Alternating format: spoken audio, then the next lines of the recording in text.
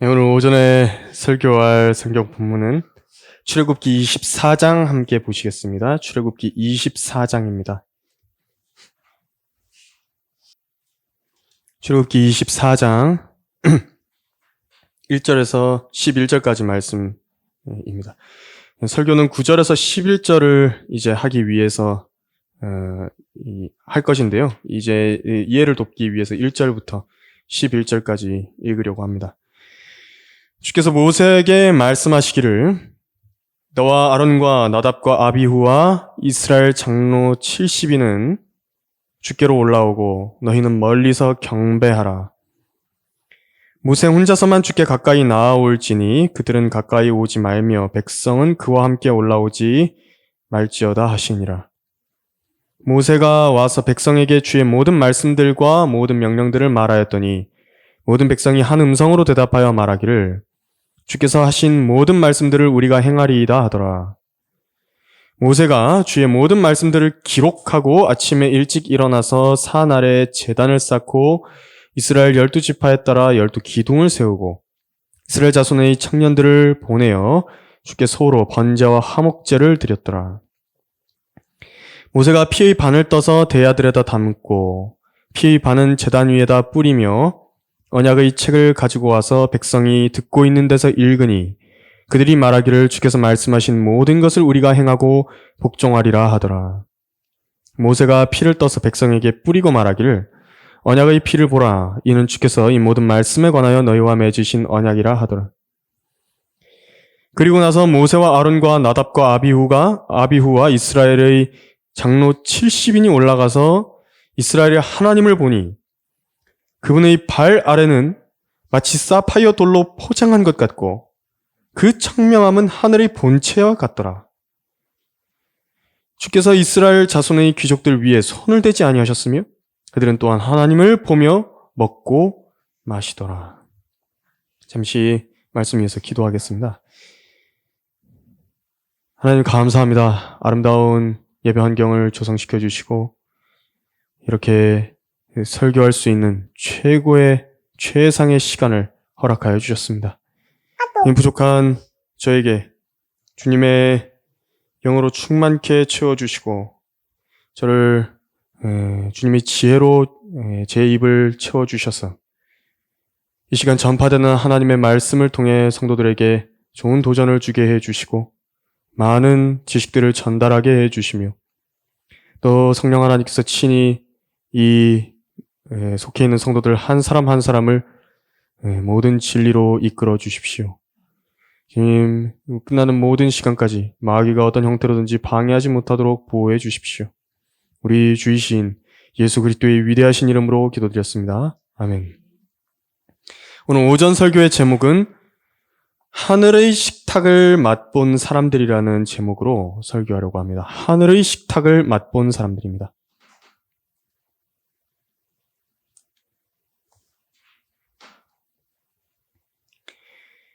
출애굽기 20장에서는 그 유명한 10계명이 하나님의 입에서 선포가 되었습니다.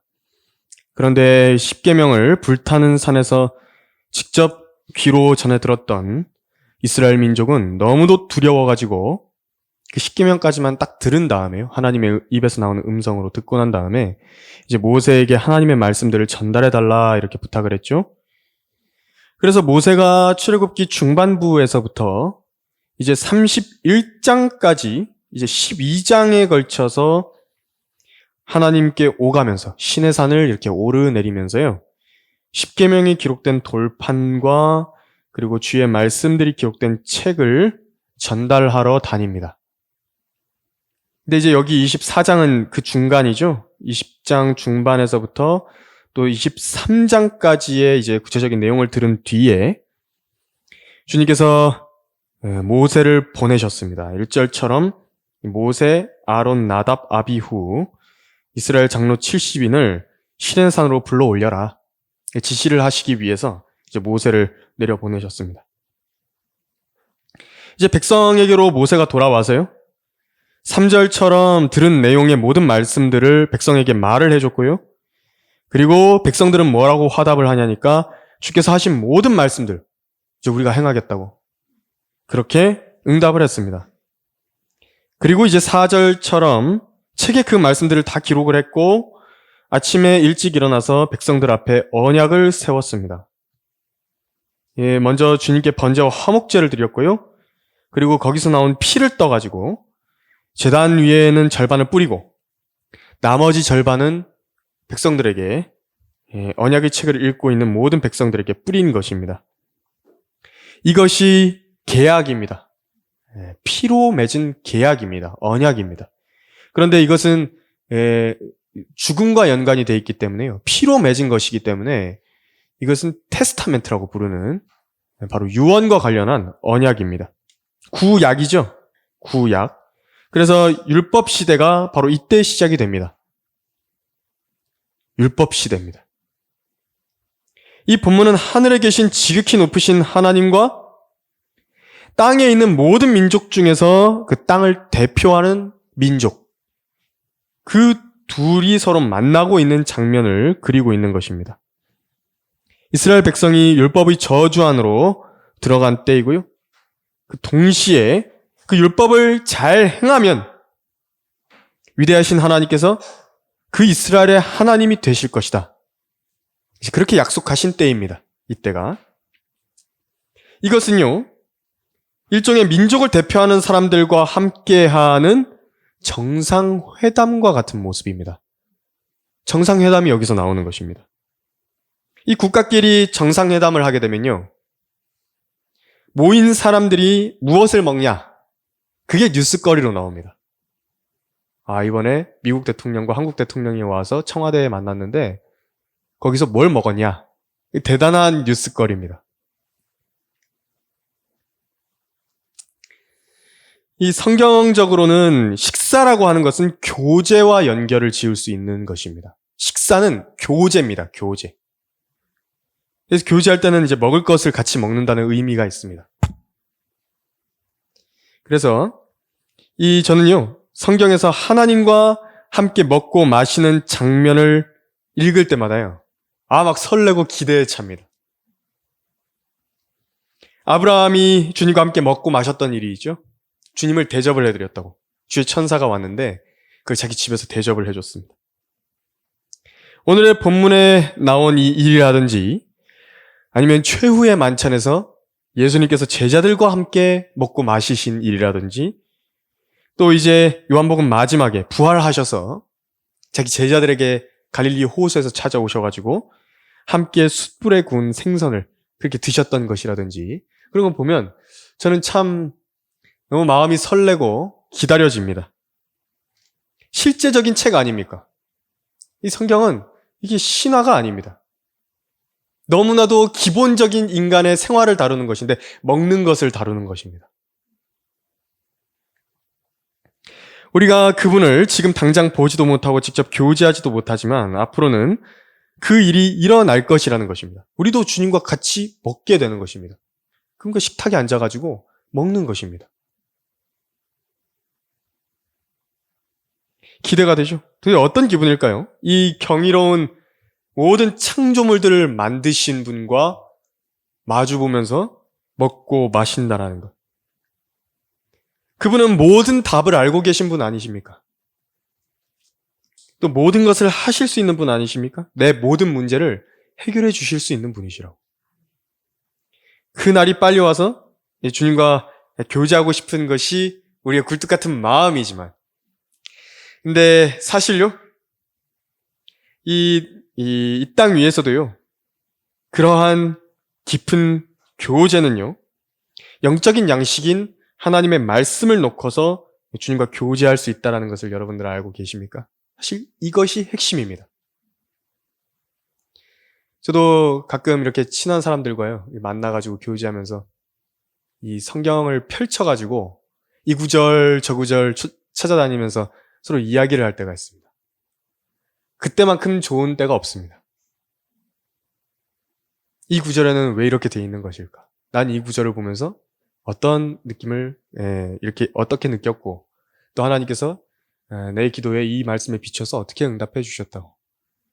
이게 읽다 보면 시간 가는 줄 모르는 겁니다. 두 사람이서 앉아가지고 그렇게 보다 보면. 그게 교제입니다. 사실 입으로 들어가는 것은요, 그것 자체는 본질이 아닙니다. 물론 좋죠. 맛있는 것도 먹으면서 교제하고 그러면 좋죠. 하지만 본질 자체는 아닙니다. 본질은 책에 있는 것입니다. 그래서 오늘 설교는요, 이 하늘의 식탁을 맛본 사람들에 대해서 다룰 것인데, 이들을 함께 살펴보면서 영적 교제의 그 본질이 무엇인지를 상고해 보려고 합니다, 오늘은. 하늘의 식탁을 맛본 사람들, 첫 번째로 하나님과 영적인 교제를 갖는 것의 중요성을 우리가 여기서 볼 수 있는데, 24장 9절에서 보면요, 그리고 나서 모세와 아론, 나답과 엘리우가 나답과 이스라엘의 장로 70인이 올라가서라고 말씀하고 있습니다. 여기 이름이 거명된 사람들은 큰 특권을 누린 사람들입니다. 마치 청와대라든지 백악관에서 대통령의 초청을 받아서 식사를 하러 들어간 사람들과 같습니다. 이런 식사를 한 사람들은 평생 이야기할 거리가 생기겠죠? 나는 청와대에서 대통령과 함께 밥을 먹었었다라고 말입니다. 그때 무슨 일이 있었다라고. 아주 영예로운 일일 것입니다. 이 특권을 누린 사람들인데 좀 생소한 이름이 나오죠? 나답과 아비후. 이 두 사람은 아론의 아들들입니다. 나답과 아비후. 그런데요, 이 나답과 아비후는 레위기 10장에서 죽어버립니다. 왜 죽었냐니까 제사장들로서의 직무를 수행하는데 하나님께서 명령하지 않으신 다른 불을 자기들의 향로에 담아서 향을 피우러 들어갔던 것입니다. 그래서 주 앞에서 불이 나와서 그들을 살라버렸다라고 말씀하는데요. 향은 기도를 의미하죠. 향을 피우는 건 기도를 말하는 것입니다. 근데 그 기도에는요, 반드시 그 향에는 놋재단에서 피었던 숯불을 가지고 그 향로에다가 넣어갖고 가지고 와야 되거든요. 그런데 그 숯이 아니라 다른 불을 가지고 넣은 것입니다. 우리도 분명히 알아야 되는 것은 모든 기도를 하나님께서 들으신다고? 잘 알아야 됩니다, 그것을. 온전한 그 기도가 아니라고 한다면 오히려 기도를 하면 화를 부르는 경우도 있는 것입니다. 다 들어주시는 거 아닙니다.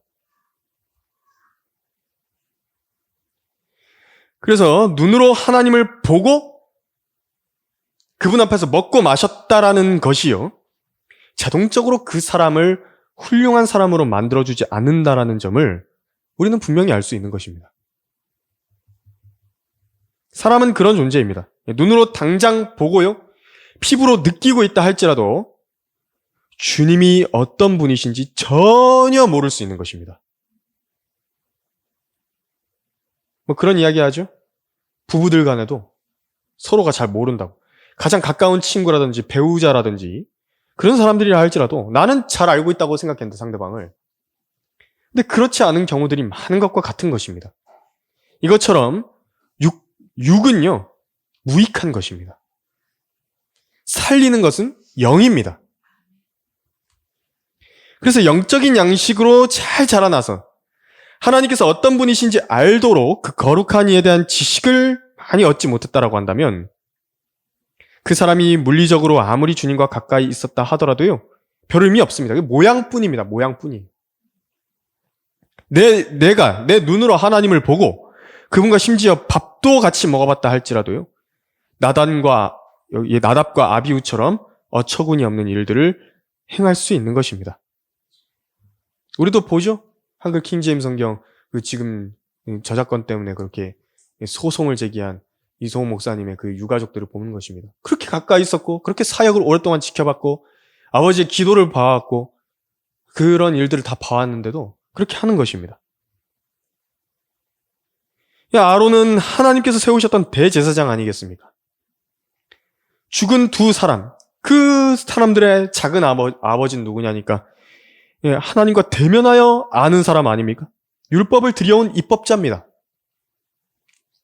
그러나 부모가, 친지가 훌륭한 믿음의 사람들이라고 해서 그 자녀들이 주님과 잘 알고 밀착된 교제 가운데 있게 되는 것은 아닌 점을 우리가 알 수 있습니다. 심지어요, 전혀 못 배웠을 수도 있습니다. 아예 완전히 못 배웠을 수도 있습니다. 그렇기 때문에 하나님과 영으로 교감한다는 것. 이게 정말로 중요한 부분입니다. 이것은 완전히 나와 하나님 사이에 그 개인적인 관계에서 일어나는 것입니다. 내가 어떻게 하나님과 교감하는 것인가? 내가 제대로 교감하고 있는 것인가, 주님과? 교제하고 있는 것인가? 그분의 음성을 귀로 전해 듣고 눈으로 하나님의 환상을 보았다라고 해서 그 교감이 이루어지는 게 아닙니다. 이 나답과 아비후만 보더라도 그렇지 않다는 걸 아는 것입니다. 모세를 보십시오. 모세는 한 번도 하나님을 뵌 적이 없었던 상태에서 자기 어머니께 들었던 그 이전의 말씀들, 곧 어떻게 아브라함과 언약을 하셨고 이집트로 불러들이신 그 이스라엘이 지금 노예 상태가 된 것인지를 들었던 것입니다. 그걸 자기 안에, 그 말들을 자기한테 계속 간직한 것입니다. 그 나이가 될 때까지, 40세가 될 때까지. 어떻게 하나님께서 자신을 이집트 강에 수장되지 않게 살려주셨는지를 들었던 걸 계속 자기 마음 안에 품고 사는 것입니다. 자기 이름부터도 평생 그 이름으로 계속 가는 것입니다. 그리고 그 말씀들로부터 나왔던 힘으로요. 주를 신뢰함으로 신뢰하는 그 힘이 생긴 것이고 이집트의 영화를 내어버리고 도망 나올 수 있었던 것입니다. 모든 걸 버렸죠. 주님을 본 적이 없는데도. 주님은 믿음의 사람을 사랑하십니다. 다윗 역시도 어린 시절 양들을 돌보면서 하나님의 말씀들을 묵상을 했습니다. 그때는 뭐 성경이 많이 있지도 않습니다. 기껏해야 여호수아까지 좀 있을까요? 재판관기 조금 있을까요? 그런데 그 말씀들을 묵상하는 가운데서 얻은 용기와 담대함을 가지고 거기에서 이제 힘을 얻은 것입니다. 그리고 어떻게 했냐니까 사자와 곰을 때려잡은 것입니다. 주님이 나를 지켜주실 것이라고. 사자의 그 이빨과 곰의 발톱으로부터 나를 지켜주실 것이라고. 가서 구해낸 것입니다. 그 일을 할 수 있도록 도우신 분이 주님이시라는 것을 하나님의 말씀을 통해서 그 알고 있었던 것입니다. 삼손은 물론 이제 오점을 많이 남긴 재판관이었죠. 그런데 성경은 이렇게 말씀하시는 부분이 있습니다. 주의 영이 소라와 에스타올 사이에 있는 단 진영에서 때때로 그를 감동시키기 시작하더라. 재판관기 13장 25절에서. 삼손도 하나님의 말씀으로 자기 안에서 감동을 받았던 여러 가지 사례들이 있는 것입니다. 여러분, 우리 안에 있는 그 하나님의 말씀으로 인한 감동으로요, 그 어떤 육체적이고 감각적인 자극보다도 더 많은 일을 할 수 있다는 점을 우리는 알고 있어야 됩니다. 하늘의 식탁을 맛본 사람들 두 번째로 만물을 발 아래 두신 분의 자리를 한번 보십시오. 거기 10절을 읽어보겠습니다. 이스라엘의 하나님을 보니 그분의 발 아래는 마치 사파이어 돌로 포장한 것 같고 그 청명함은 하늘의 본체 같더라. 경이롭지 않습니까? 주님께서 앉으신 자리입니다.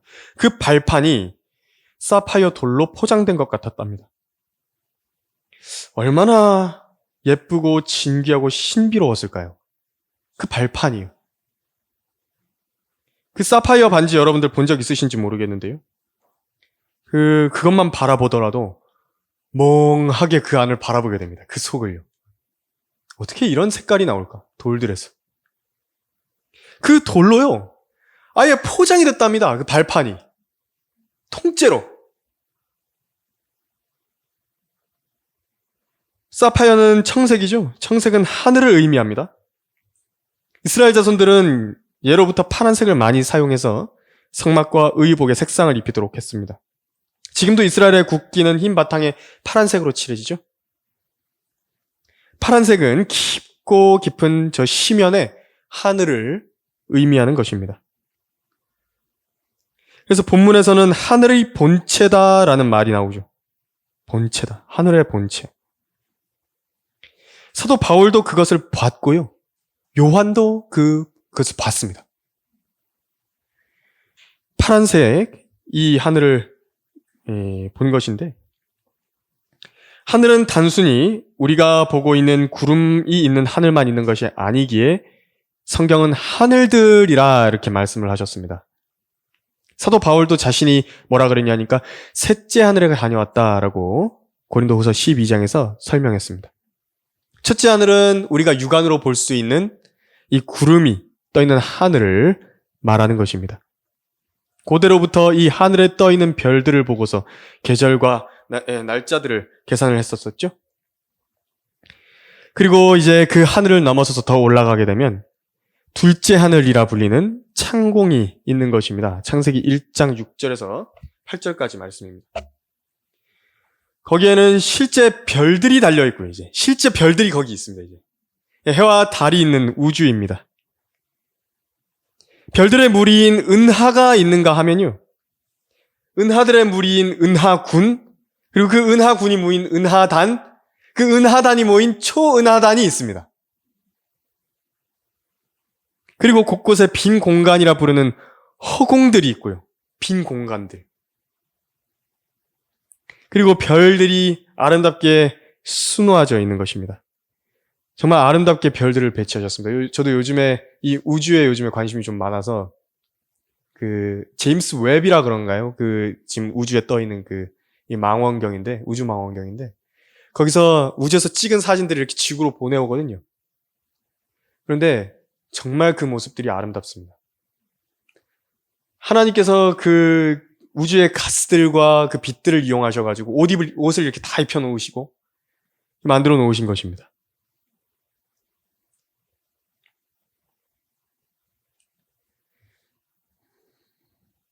그런데 이제 천문학자들과 물리학자들, 수학자들은 이 별들이라고 하는 것이 원래 빅뱅으로부터 나왔다라고 이제 착각을 하는 겁니다. 그래서 이제 그 가정에다가 다 하나씩 쌓아 올립니다. 맞지도 않는 그런 우주 팽창 이론 같은 것들을 가지고 들여와가지고 억지로 그런 현상들을 맞춰보기 위해서 아주 부단히 애를 쓰고 있죠. 하나님께서는 어떻게 우주를 만드셨는가? 이 별들을 창조하실 때 창세기 1장 14절, 18절처럼 만드셨습니다. 단 한순간에 말씀으로 창조하신 것입니다. 700획의 이상의 별들을 말씀으로 한 번에 다 만드신 것입니다. 그 능력과 지혜, 얼마나 위대하신 분이십니까? 그것이 지금 그분의 발 아래에 있는 것입니다. 그런데 그걸 만드실 때요, 각자의 나이대로 만드셨습니다. 그러니까 별들도 다 나이가 있다고. 은하들도 나이가 있습니다. 하나님께서는 창조 당시에 모든 것을 나이가 있는 상태로 만드셨습니다. 아담도 성인으로 만드셨습니다. 생물들도 성체들로 만드셨습니다. 별들도 마찬가지입니다. 별들의 나이를 이야기할 때 뭐 젊은 별을 이야기하고 늙은 별을 이야기하면서 무슨 적색 편의가 어떻고 무슨 별들의 색깔들이 뭐 이런 파장이면은 오래 전에 생긴 것이고 뭐 가까이 좀 젊게 생긴 것이고 그 과학자 나름대로 연대를 그렇게 설명하고 말을 하지만요, 모두 쓸모없는 일입니다. 빅뱅이라는 것을 말이 되게 만들기 위해서 암흑의 에너지 같은 걸 만들어가지고 그걸 끌어당기고 있기 때문에 그것이 이제 그 암흑 에너지가 별들을 끌어당기고 있기 때문에 뭐 우주가 팽창한다. 뭐 그런 말을 하지만 그렇지 않습니다. 다 뭔가 이상하고요. 다 뭔가 구멍들이 있는 것입니다. 근데 그럼 왜 이건 이렇게 되지? 왜 이건 이렇게 되지? 자기들끼리도 답을 못 합니다.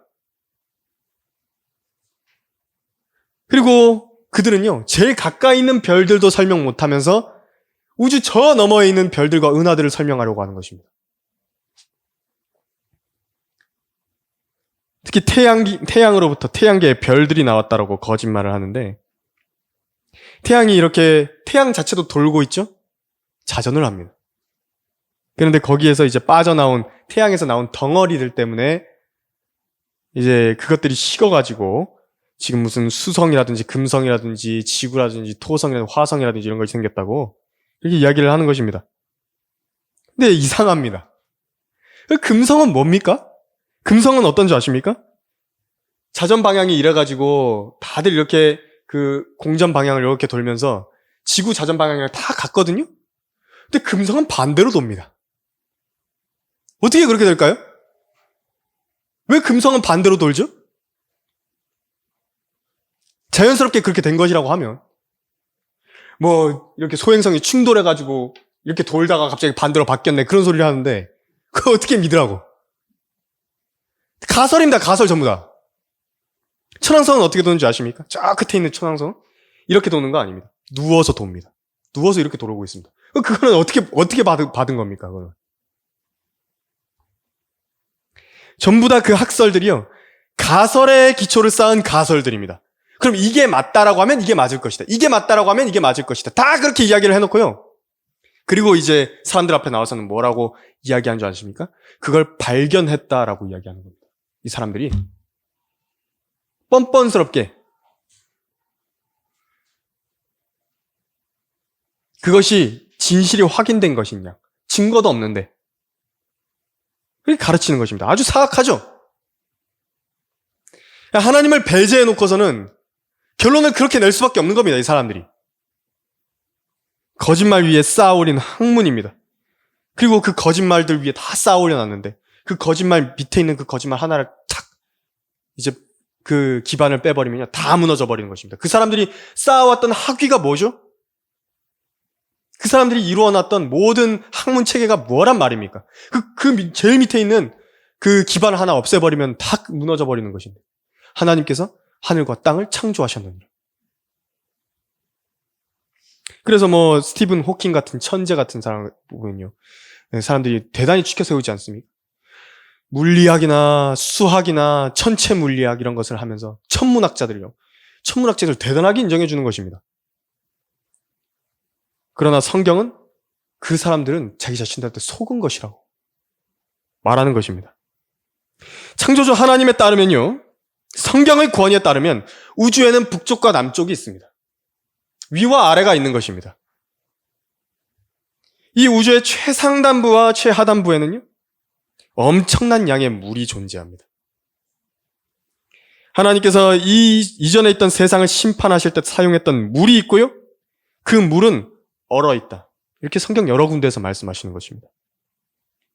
그것이 바로 기품이고 검은 물들이다. 이렇게 말씀하신 것입니다.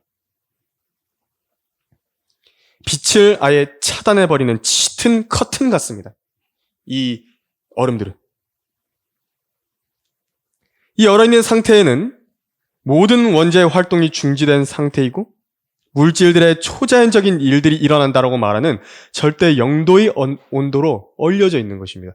여러분들 그 금속 같은 경우에도요, 초전도체라 그러죠. 온도가 0도로 딱 낮아지게 되면요, 진짜 희한한 일들이 그 물질들에 일어납니다. 온도가 뭐 0도까지 우리 이 지구상에선 구현해낼 수는 없지만 그 비슷한 온도에까지 이제 내려갔을 때 점점 물질들이 이 현 세상에서 보이는 그런 현상을 보이지를 않습니다. 그런 곳입니다.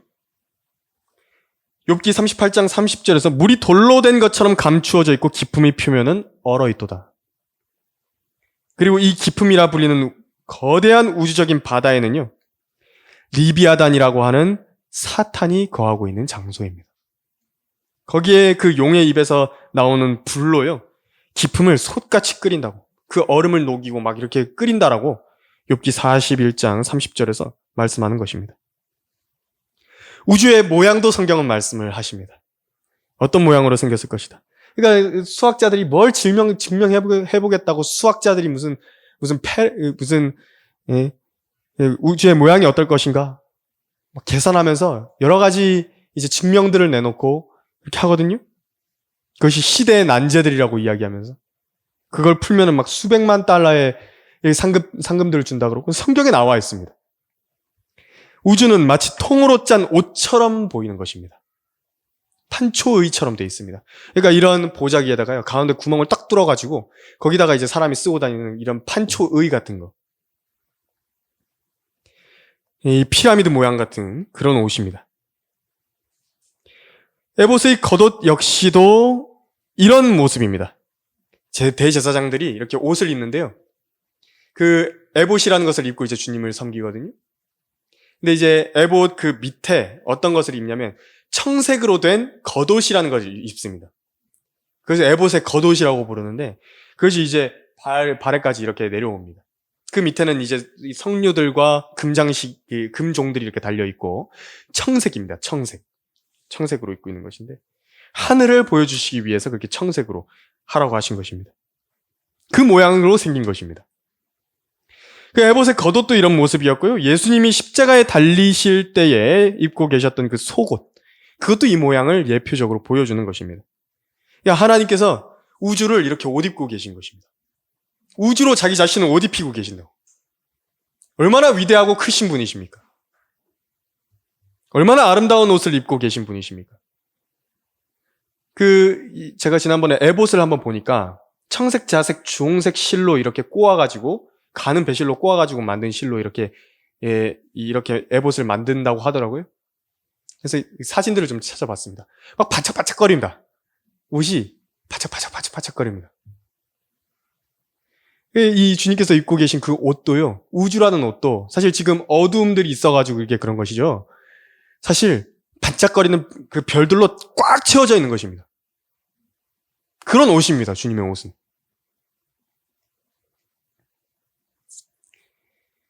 그래서 그 제일 북쪽에 있는 기품을 통과하게 되면요, 이제 그곳은 영원이라는 곳이 나옵니다. 영원은 시간이 아니라 어떤 장소라는 점을 성경은 분명히 말씀하시는데, 아인슈타인이 특수상대성 이론이니, 일반 상대성 이론이 이야기하면서 했던 게 뭐냐니까, 시간과 공간을 분리할 수 없다, 그런 이야기 했거든요. 근데 이미 성경은요, 영원에 거하시는 분을 말씀하고 있는 것입니다. 이사야 57장 15절에서, 영원에 거하시는 높고 우뚝 솟은 분. 그의 이름이 거룩이신 분이 이같이 말하노라. 나는 높고 거룩한 곳에 거하며 또한 통회하고 겸손한 영을 지닌 자와 함께 거하여 겸손한 자의 영을 소생케 하고 통회하는 자의 마음을 소생케 하는도다. 이렇게 이야기하신 것입니다. 하나님께서 영원에 거하신다. 이 미리 말씀해 놓으신 것입니다. 정말 신비로운 장소입니다. 그곳은. 지극히 높으신 하나님의 보좌가 그 만물 위에 있는 것인데, 거기서 앉으셔서 이제 온 만물을 다 보실 수 있으신 분이십니다. 보좌에 앉으신 분이십니다. 만물을 자기 발 아래 두신 분입니다. 주께서 그의 거룩한 성전에 계시며 주의 보좌가 하늘에 있으니 그의 눈은 사람의 자손들을 보시고 그의 눈꺼풀은 그들을 감찰하시느니라. 시편 11편 4절에서.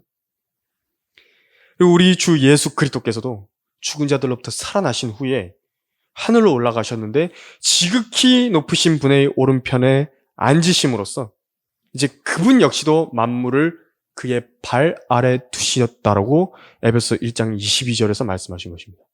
이제 예수 그리스도의 발 아래 그 만물이 놓여 있는 것입니다.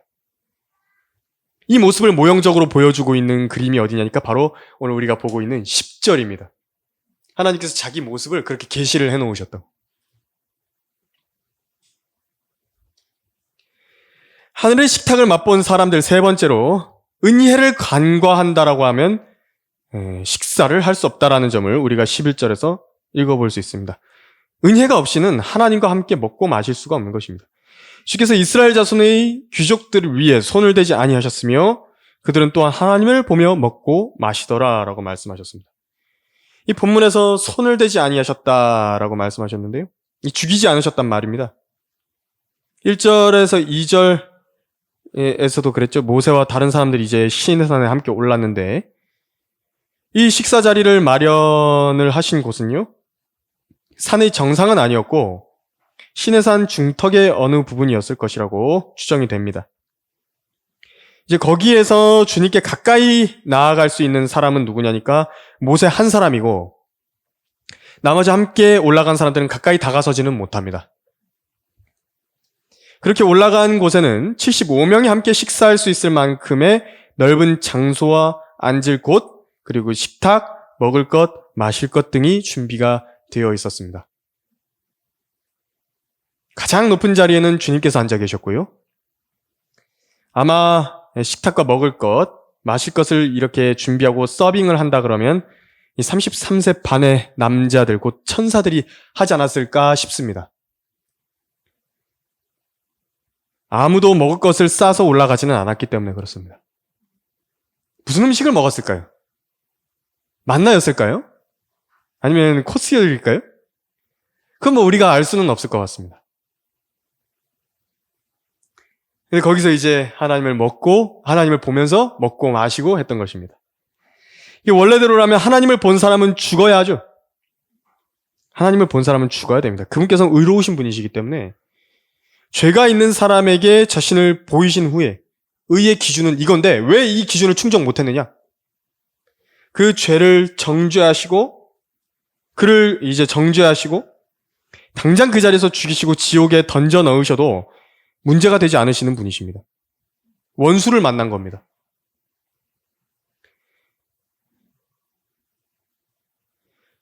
그분을 봤던 사람들 중에서 아무리 의로웠던 선지자 이사야라든지 다니엘이라든지 사도 요한 같은 경우도 죽은 것처럼 엎드러지고 위대하신 하나님을 자기가 뵀다라고 화가 있다라고 말할 정도였는데, 하지만 이 본문에서는 하나님께서 그 귀족들에게 손대지 않으셨고 주의 천사를 함께 보며 먹고 마시게 하셨던 것입니다.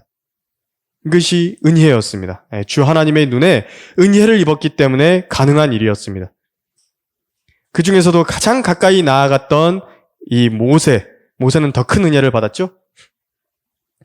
다른 이들의 일은요, 하나님을 보며 먹는 것까지입니다. 모세는 가까이까지 갈 수 있습니다. 의로우신 심판자께서 은혜를 베풀고 싶으신데 죄인들에게는 다 한계가 있는 것입니다. 이들은 그러한 한계가 있는 은혜 가운데 먹고 마셨던 겁니다. 경계가 있습니다. 더 이상 나아가지 못하는 그 경계가 있는 것입니다. 한편 우리 주 예수 그리스도에 대해서 성경은 이렇게 말씀하죠. 우리 모두가 그의 충만한 데서 받았으니 은혜 위에 은혜니라. 율법은 모세를 통하여 받았지만 은혜와 진리는 예수 그리스도를 통하여 온 것이라. 요한복음 1장 16절 17절까지. 주님께서는 천사들의 본성을 입거나 그런 몸을 가지고 이 땅에 오지 않으셨고요. 초림 때에 그분께서 이제 인간과 동일한 연약한 그릇을 입고 이 땅에 오셨던 것입니다. 그래서 사람들이 하나님을 보아도 죽지 않는 은혜를 넘치도록 받은 것입니다. 예수님은 마리아에게서 낳으셨습니다. 그런데 마리아의 남편 요셉, 예수님을 뵈러 왔던 베들레헴의 목자들, 이들에게 손대지 않으신 것입니다. 왜냐하면 그분이 사람으로 오셨기 때문에 그렇습니다. 은혜입니다. 모든 사람들에게 베풀어지는 은혜 위에 은혜인 것입니다. 하나님을 볼 수 있도록 하나님께서 주셨던 분이 바로 주 예수님이신 것입니다. 주님께서는 세리들과 함께 식사를 하시기도 하셨고요. 어려운 처지에 있었던 베다니의 마르다, 마리아, 나사로와 함께 식사를 하기도 하셨습니다.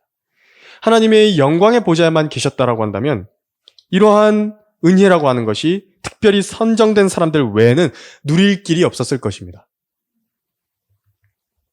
그러나 이 땅에 아무도 거들떠보지 않는 우리 같은 사람들에게조차 하나님과 함께 교제할 수 있도록 만들어주시려고 그런 친밀한 교제를 위해 그 스스로가 하늘에서 자기가 밟고 있던 우주의 발판을 버리고 하늘의 그 발판을 버리고요. 또 자신이 입고 계시던 그 우주의 의복을 벗어버리시고 그 존귀와 위엄을 버리시고 그룹들의 날개 아래에서 나오셔가지고 냄새나고 추하고 더럽고 비천한 구유로 내려오셨던 것입니다. 보라, 내가 문 앞에 서서 두드리노라. 누구든지 내 음성을 듣고 그 문을 열면 내가 그에게로 들어가서 그와 함께 먹으며 그도 나와 함께 먹으리라. 이 교제는 실로 이제 나중에 실제적인 식탁의 교제로서도 함께하게 될 것이지만 주님께서 여러분들과 마주하여 식사한다고 했을 때 무엇을 이야기할 것이라고 생각하십니까? 어떤 이야기를 나누시겠습니까? 우리가 그분과 대화할 것인데 주님과 대화를 하게 될 것인데 어떤 대화가 오가겠습니까? 여러분 추석 연휴에 가족들과 함께 둘러앉아 식사해 보셔서 아시겠지만 그 중에서는요 꼭 그 안 해도 될 말을 하는 사람들 있지 않습니까? 해도 누구에게도 유익이 되지 않은 말이 오가는 것입니다. 그런 사람들이 있습니다. 실제로 교제가 안 되죠. 그 더러운 말들이라든지 비교하는 말들이라든지 자기 자랑을 늘어놓는 그런 사람들 식탁에 앉아서 별로 교제하고 싶지 않은 것입니다. 주님과의 식탁의 자리가 그런 것들은 다 빼놓을 것인데요. 그런 것을 빼놓고 무슨 할 말이 여러분들 있으시겠습니까? 앞으로 있을 주님과의 식사의 자리를 잘 준비하는 방법이 있습니다. 영적인 교제에서부터 이 땅 위에서 많이 이루어 놓고요. 잘 준비해 놓은 사람들은 올라가서도 그 식사 때 할 말이 많을 것입니다. 요한 1서에서 그 힌트를 주십니다. 우리가 보고 들은 것을 너희에게 전함은 너희도 우리와 교제를 갖게 하려는 것이니 참으로 우리의 교제는 아버지와 그의 아들 예수 그리스도와 함께하는 것이라. 만일 우리가 하나님과 교제가 있다 하면서 어둠 가운데 행하면 우리가 거짓말하는 것이며 진리를 행하지 아니하는 것이라. 그러나 그분이 빛 가운데 계신 것 같이 우리도 빛 가운데 행하면 우리가 서로 간에 교제가 있게 되고 그의 아들 예수 그리스도의 피가 우리를 모든 죄에서 깨끗하게 하시느니라 이렇게 말씀하셨습니다. 준비를 어떻게 하면 되느냐? 어둠 가운데 행한 그 일들을요 모두 하나님 앞에 버리고 자백하는 것입니다. 자백하고 다 버려버리는 것입니다. 이런 어두움의 일들은 다른 사람들 앞에서도 드러내놓고 행할 수 없는 더러운 일들입니다. 그걸 다 제거하는 겁니다. 그것들을 제거하고 빛 가운데서 행하는 것입니다. 자기 생애를 채운 모든 시간들이 내 모든 시간들 다 되돌아봤을 때요. 온통 더러워가지고 덮어야 될 것들로만 가득하다라고 한다면 주님과의 식사 속에서는요. 아주 강한 침묵만이 흐를 것입니다. 할 말이 없다고. 마치 시몬 베드로가 주님을 3번 저주하고 부인하고 나서 부활하신 후에 주님을 뵙게 됐고 호숫가에서 같이 식사를 했던 적이 있습니다. 그것과 같은 것입니다. 식사 중에도 정말 그 부분은 안 물어보셨으면 좋겠는 부분인데 그것을 언급하실까봐 식사 내내 마음 졸이고 있었겠죠. 식사를 마쳤습니다. 그런데 이제 조용히 있습니다. 어떻게 교제가 되겠습니까? 가시방석 같은 겁니다. 아마 스스로 교제를 피하고 싶을 겁니다. 이게 스스로의 고통입니다. 자기에게 고통이라고. 이 고통을요, 어둠의 일들을 행할 때 그 자신이 느끼게 된다는 것을 그 자신이 처절하게 알아야 됩니다. 좀. 그래야 그 죄에 대한 무서움을 알고 빛 가운데로 나오려고 하는 것입니다. 이 구원받은 후에 죄를 짓는 것은 이것과 같은 것입니다. 이것이 바로 은혜를 남용하는 것이고 이런 사람이 식탁의 그 교제로부터 멀리 떨어지는 것입니다. 우리는 오늘 하늘의 식탁을 맛본 사람들의 그 자리를 함께 보았습니다. 주 예수님께서 만나셔서 우리와 이제 만나게 되실 것인데 이 옛 일들을 우리가 다 같이 이제 그분과 회상을 할 것이죠. 하실 이야기들이 많아야 될 것입니다. 자기에게 주신 하나님의 뜻들 가운데서 이 땅 위에서 어느 정도 답을 알고 올라가는 경우들도 있을 것이고 모르는 경우들도 있을 것입니다. 답을 알고 이제 올라간다라고 한다면 이제 주님께는 그 자리에서 감사를 드리겠죠. 이렇게 해주셔서 감사하다고. 그때 이래서 감사했다고. 답을 모르고 올라갔다라고 한다면 왜 그랬는지 궁금하다고 알려주시라고. 왜 그렇게 하셨는지. 그렇게 알려주실 것입니다. 그러면 하나님의 은혜가 얼마나 깊고 그 뜻이 헤아릴 수 없을 만큼 지혜로 뒷받침되어 있던 것인지를 우리는 그때 이제 알게 될 것입니다. 식탁의 교제에서. 빛 가운데서 하나님과 동행하며 많은 일들을 행하십시오. 수많은 사람들을 만나서 우리 주 예수 그리스도를 증거하십시오. 주님께서는 그런 사람들에게는 세상 끝까지 함께 하시겠다 말씀하셨습니다. 그럼 동행을 한 것이죠. 그 동행한 것에 대해서 주님과 함께 이야기할 수 있게 되는 것입니다.